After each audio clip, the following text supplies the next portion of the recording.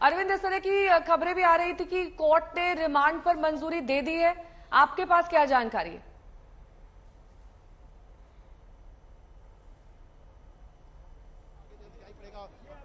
ठीक है, इस बीच तस्वीरें अतीक अहमद और उसके भाई अशरफ की, जिनको एक साथ कोर्ट में पेश किया गया है।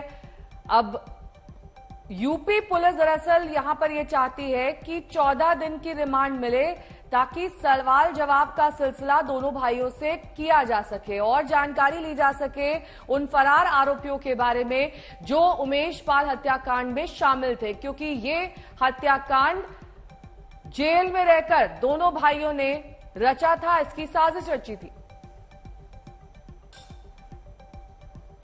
समर्थ हमारे साथ लगातार मौजूद हैं, पल पल की अपडेट हम तक पहुंचा रहे हैं। समर्थ, क्या चल रहा है अंदर कोर्ट रूम में?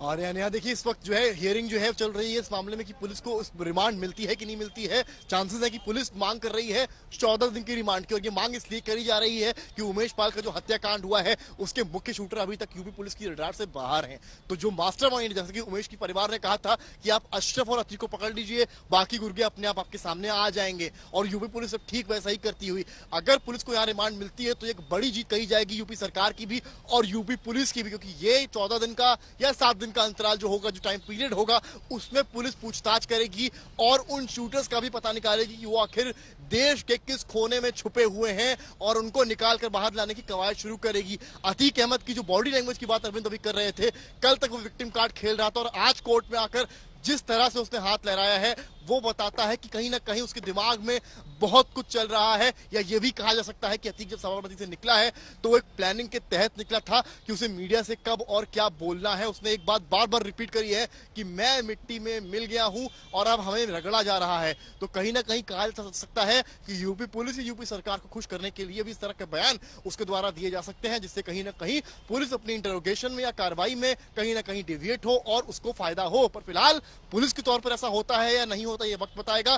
पर जिस तरह से अतीक और अशरफ को एक ही वज्रवाहन में लाया गया है, पुलिस ने एक चीज साफ कर दी है कि उनकी प्लानिंग प्लॉटिंग में फिलहाल दम दिख रहा है, क्योंकि सब यही सोच रहे थे कि अशरफ अलग से आएगा, अतीक अलग से आएगा। पर जब पुलिस के अधिकारियों से आज तक ने बातचीत करी तो ये बताया उन्होंने कि ये प्लानिंग इसलिए ही करी गई थी क्योंकि पिछली बार की तरह अगर करते तो सीन रिक्रिएशन हो जाता और ये सामने वालों को पता एक बात समझाइए, पिछली बार जब दोनों को कोर्ट लाया गया था तब वहां पर वकीलों का भारी जमावड़ा था, क्या उसी से सबक लेते हुए आज सुरक्षा को थोड़ा सा मॉडिफाई किया गया है? क्योंकि हमने फांसी दो के नारे तक सुने थे, आज उस तरह का ही सीन रहा या फिर कुछ अलग था?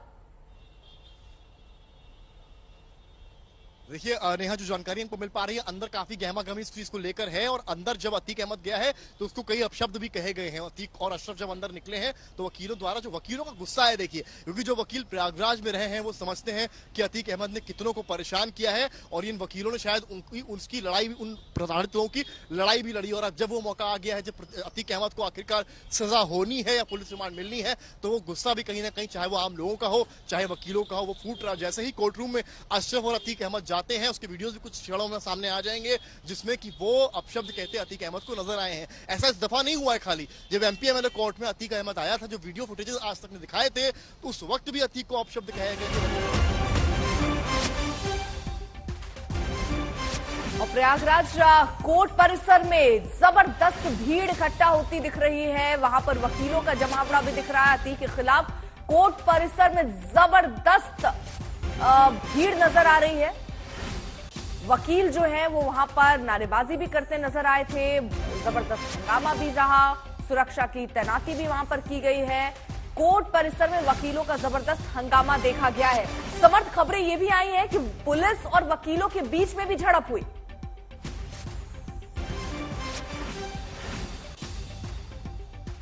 समर्थ, आप सुन पा रहे हैं हमें?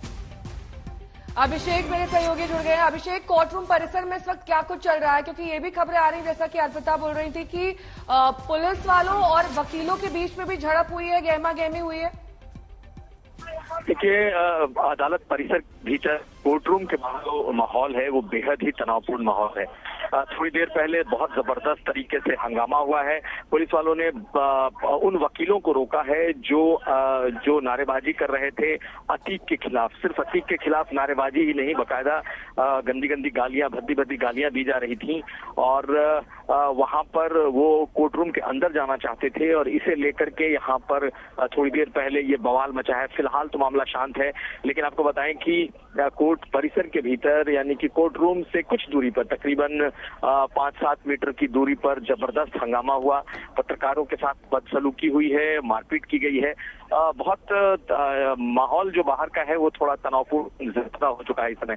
हालांकि कोर्ट रूम के भीतर किसी को इजाजत नहीं दी गई है, कोई नहीं है। फिलहाल जो कोर्ट रूम के अंदर की जानकारी हमारे पास है उसके मुताबिक दोनों अशरफ और अतीक, इन दोनों को एक ही कटघरे में दोनों को रखा गया है। दोनों एक ही कटघरे में इस वक्त मौजूद हैं और पुलिस ने 14 दिन की रिमांड मांगी है इन दोनों के लिए। फिलहाल इस मामले में बहस चल रही है। जो नसीर अहमद हैं, वकील अतीक अहमद के, उन्होंने इसका विरोध किया है 14 दिन के इस रिमांड मांगने का। अब देखना यह है कि अदालत क्या कहती है। फिलहाल जिस वक्त हम कोर्ट परिसर के भीतर कोर्ट रूम से कुछ दूरी पर मौजूद हैं और अभी ये मामला शांत है, लेकिन जिस वक्त अतीक अहमद आ रहा था उस वक्त अतीक अहमद जैसे ही कोर्ट रूम के भीतर घुसा है उसके बाद हंगामा शुरू हुआ है और बाकायदा जो दूसरे पक्ष के वकील हैं, खास करके हम देख सकते हैं कि उमेश पाल के समर्थक जो वकील हैं उन लोगों ने खूब जमकर नारेबाजी। अभिषेक, रिमांड के बारे में कोई जानकारी? रिमांड कोर्ट ने ग्रांट कर दी है, नहीं की है, क्या हुआ है फैसला? कोर्ट रूम के भीतर इस तरीके, कोर्ट रूम के बाहर ये चीजें हो रही हैं और पिछली बार सड़कों पर भी ये चीजें हुई थी। अभिषेक, रिमांड पर क्या जानकारी मिल रही है? रिमांड मिल गई या नहीं? देखिए, अभी रिमांड मांगी गई है, वारंट बी के तहत रिमांड मांगी गई है, पुलिस रिमांड। लेकिन फिलहाल अभी इस बारे में पुख्ता जानकारी नहीं आई है कि रिमांड कितने दिन की मिली है। जैसे ही ये जानकारी सामने आएगी हम इसे शेयर करेंगे।